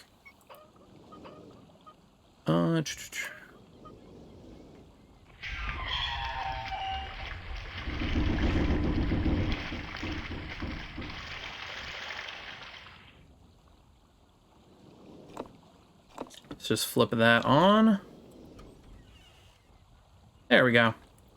Oh, good. I hate these puzzles. That's right. All right, so this is one of those, like, you have to make it show 2, 2, 1. I am really, really bad at these, so let's just give this a try here. I'm going to reset it. All right. So this one does the top 2.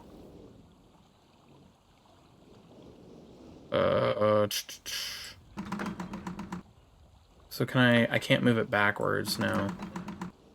Darn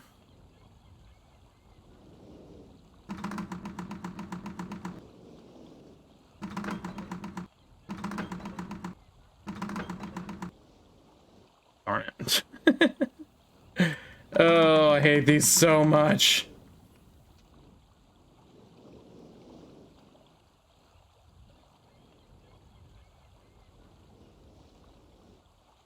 Sorry, hang on just a second.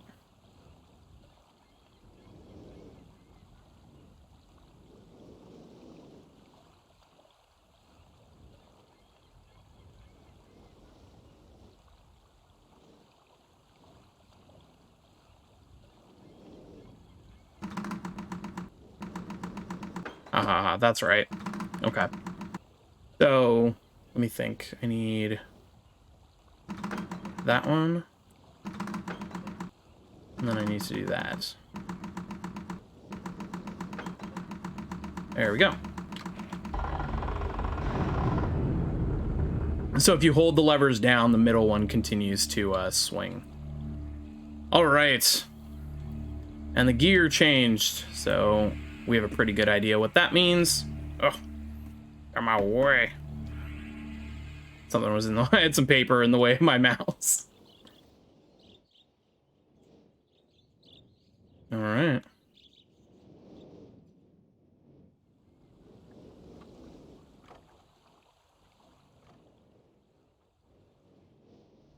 Hey, now this has changed.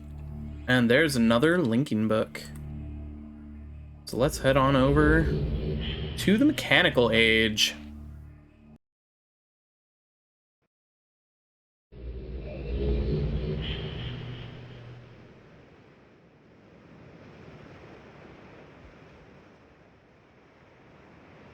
All right.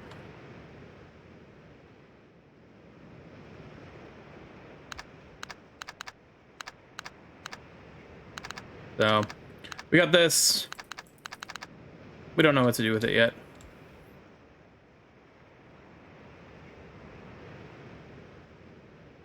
But we can see that there's this this gear in the middle that we can walk into. And you can probably suspect, if you've played video games before and see this track, that it will spin. We're gonna go in here. This place creeped me the hell out when I was a child. Oh, this music just... oh, it's so oppressive.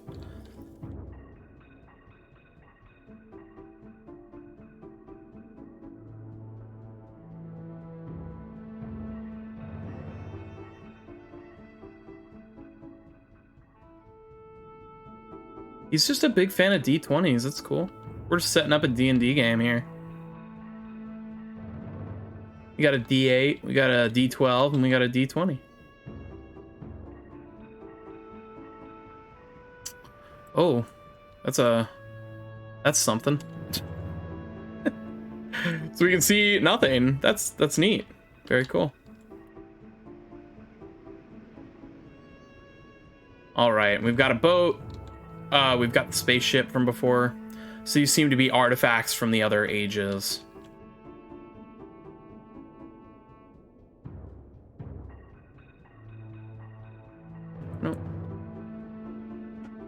There's a chessboard.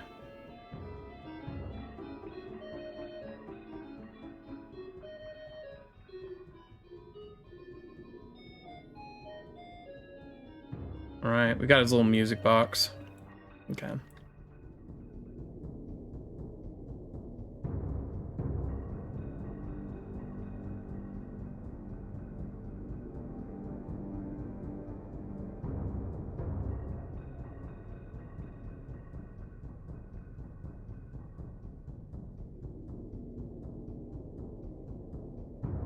Oh.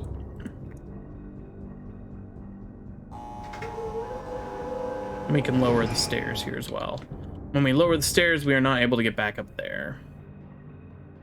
All right. So we're just gonna everything. I always recommend whenever you get to a new age in this game, if it's the first time you played it, just kind of look around and just experiment with things. Just click on stuff, see what it does. You can't really mess anything up. So I wouldn't worry too much about that. So just kind of take a look around, see what's what.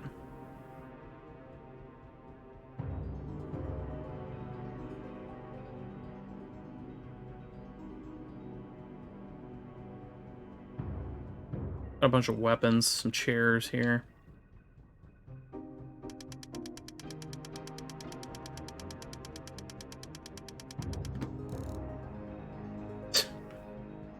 Cool.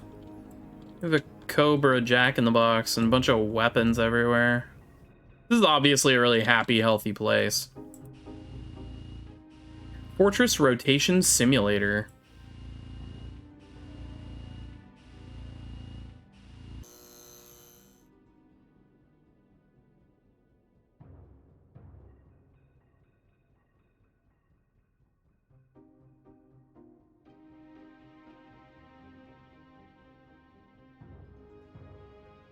Okay.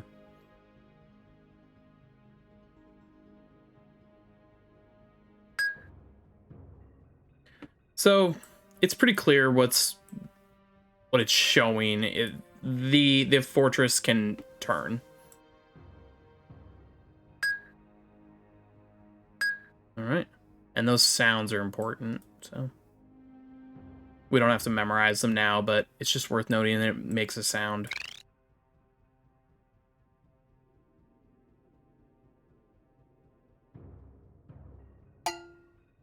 Cool. Anyway, we can leave that for right now.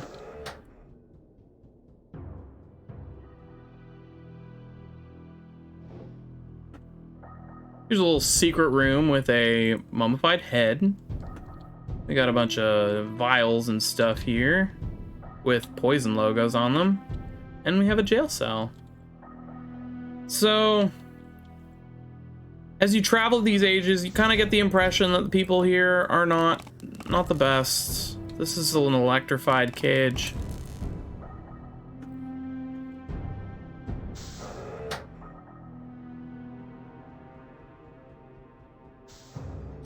Yeah, people are not the greatest, not the nicest of people. Then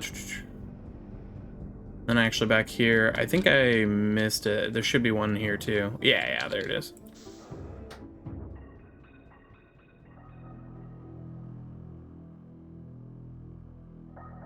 There's a red page. There's a bunch of money and a bunch of gold and stuff. So. Oop. Can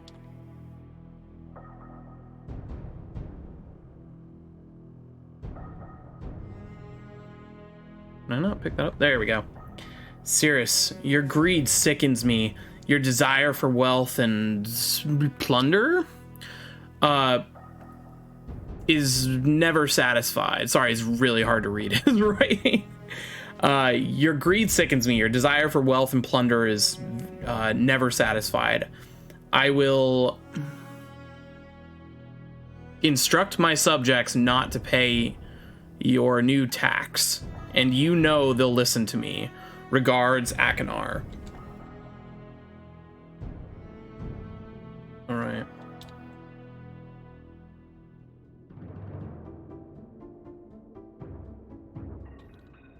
So basically what we're seeing here is Akinar's side of things, or I'm sorry, Sirius's side of things is a lot of wealth, a lot of plunder, a lot of royalty symbols.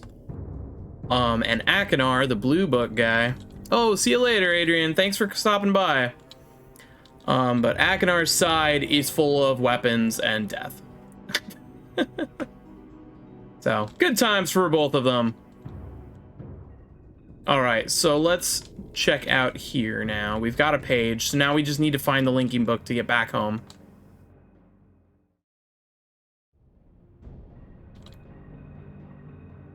Alright. Oh.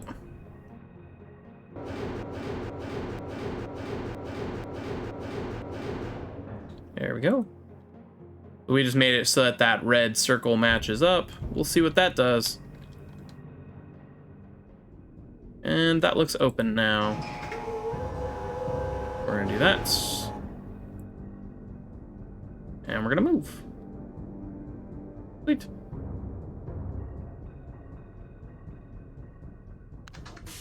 Let's go upstairs.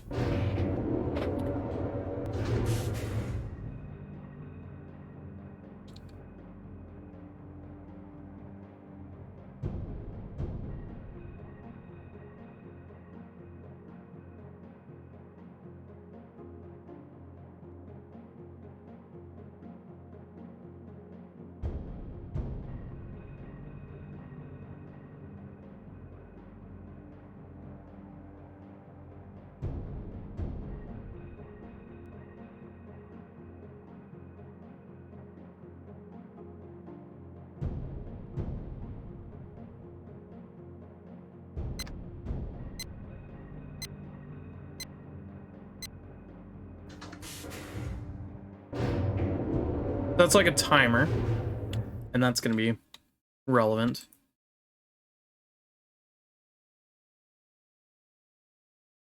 But it doesn't open. Can't get out.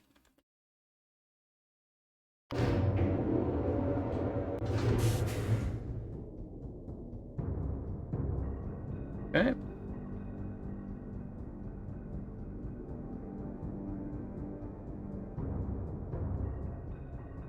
Actually. So, we didn't see anything. But here's what we can do. So, there's nothing here to see, but there must be a purpose to this. Hey, look at that.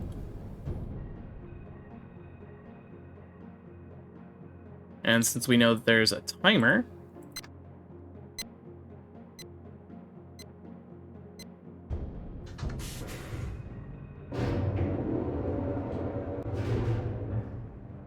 now these look familiar. So we're just gonna treat this just like the simulator.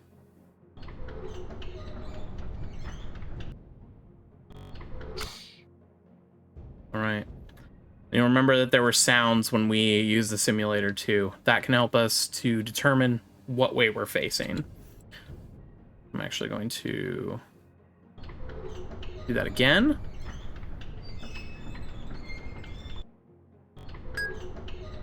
All right.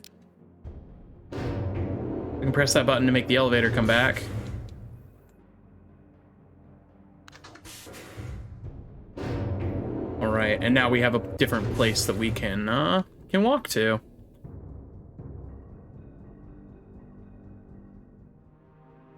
So thank you guys so much again for joining the stream. I'm gonna probably call it in about 15 minutes, but I do hope that we can pick this back up again next week. So same time, Tuesday at 4 p.m. is when I stream. You can also follow me on the social medias down below, down here and over there. And I do recommend that because that's where I post updates and stuff about when I'm streaming. All that fun stuff. I'm just taking a picture of those symbols because we are going to need that later. You saw those buttons that we couldn't do anything with when we first entered this age. Well, there's the combo.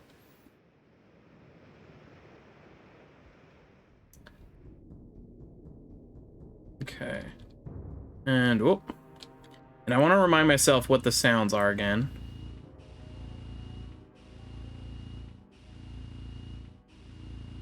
For what it's worth, I'm not calling stream right now. We're gonna go for another little bit.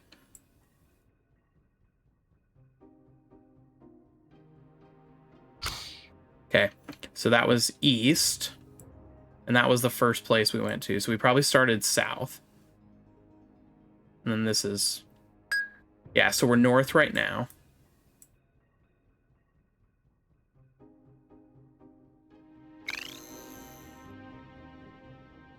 I'm not sure why it shut off there, but that's the sound anyway for west. So why don't we go west now?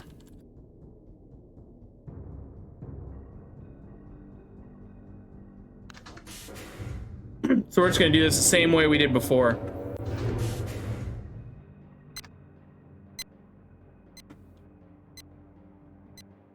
Oops. Moved around, but you don't actually need to do that. All right.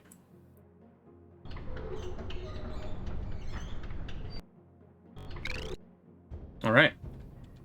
So we just need to make sure that sound effect works, because we can't actually see how much we're rotating, so you don't know if you got it exactly right.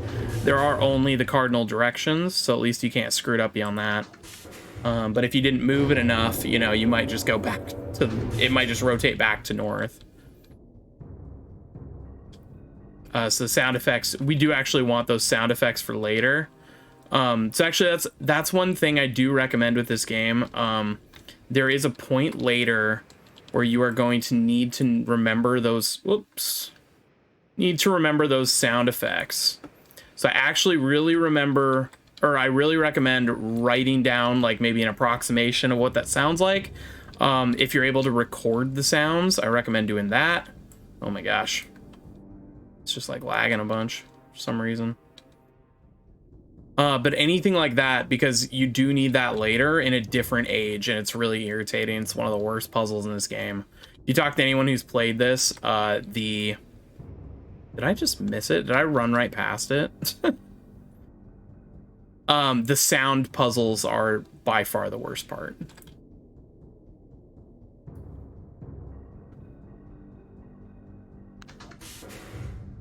Just because you can, you could pretty easily get yourself stuck. It's not a soft block. You could always just look up the answer or something, but like otherwise you'd have to guess what the answer is, because you'd put yourself in a position where you cannot get back to this age, and you'd need this age to have the answer to that puzzle.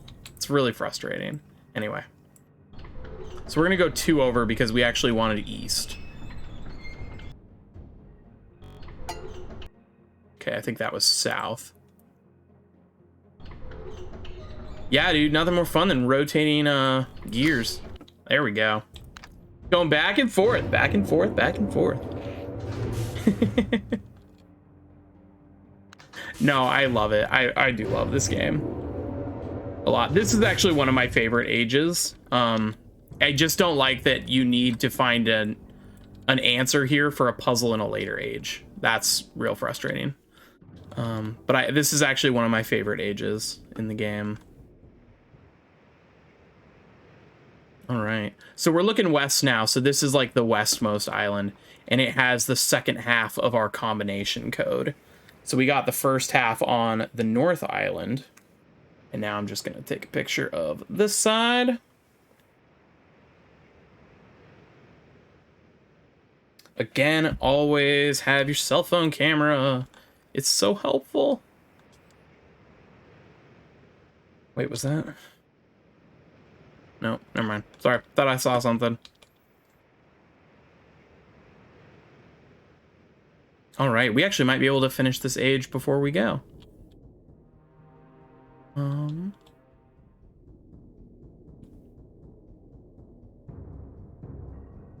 All right, because now we just want to go, whoops. We just want to go south.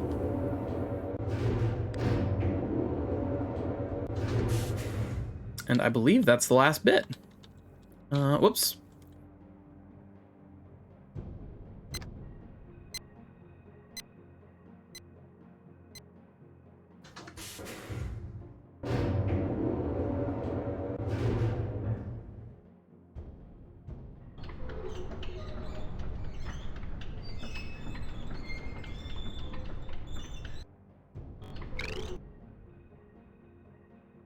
shoot, I don't remember. Is that? I think that's south.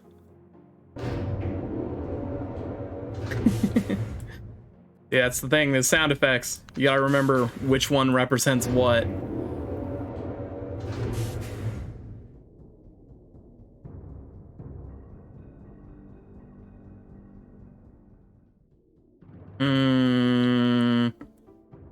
Nope. Went around to the wrong side. I mean, I guess I can just check outside. I'm just gonna check the sounds again if I'm wrong. Nope, I'm wrong. Okay, so that's actually west.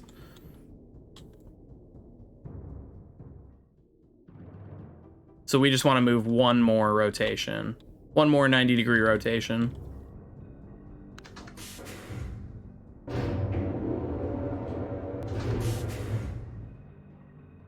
Oh, God, I keep forgetting that. There we go. And yeah, for what it's worth, for anybody watching, if you guys want to play this game yourself, I do really recommend it. They are a lot of fun.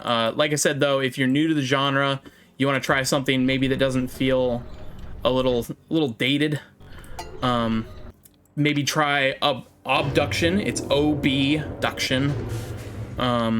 That game is fantastic and is made by the same folks who made this game, but in like 2016, so it's a lot more modern. And actually, Cirrus will look real frustrating, or real familiar. Sorry, I just read your chat when I said that.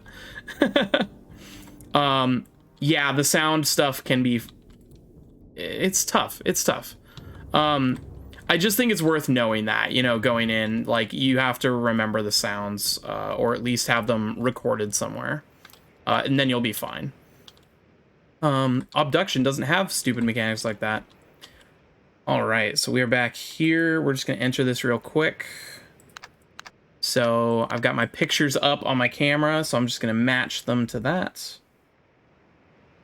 All right, and then we have that. And that. And there we go. And that's that. We have solved the mechanical age. Yeah, so that, you may want to look into that game. Obduction or The Witness is the other one that I think is really great for newbies to the genre. That's a little more obvious puzzles, whereas Obduction is more about solving environmental puzzles. Walking around, like, you have to figure out kind of what your goal is and then how to get there. Both are great games, just different styles. But also, if you do want to start with Myst, if you want to play the Myst games, there are 5 of them. They are all available on Steam, thankfully. They weren't available digitally for a really long time. Whoops, I got my page here. But they all came up on Steam and GOG in the last couple of years, just with the Kickstarter that got me this. They got the rights back. The original creators did from Ubisoft, I believe, actually had them. They got the rights back and did re-releases, ports for modern OSs for all 5 games. So it's really cool. It's really neat that it's really easy to play them all. They're pretty cheap. I think you can get all 5 games for like $20, something like that. I could be wrong on that pricing. Just check on there. They go on sale all the time also. Yeah. So let's listen to Cirrus. Have returned. Additional page.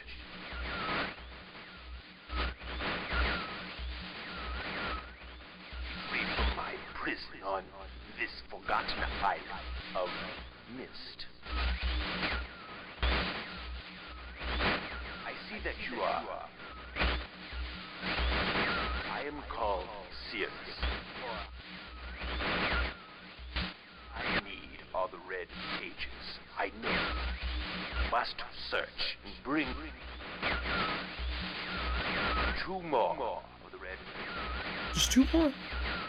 Almost there. Released, I promise.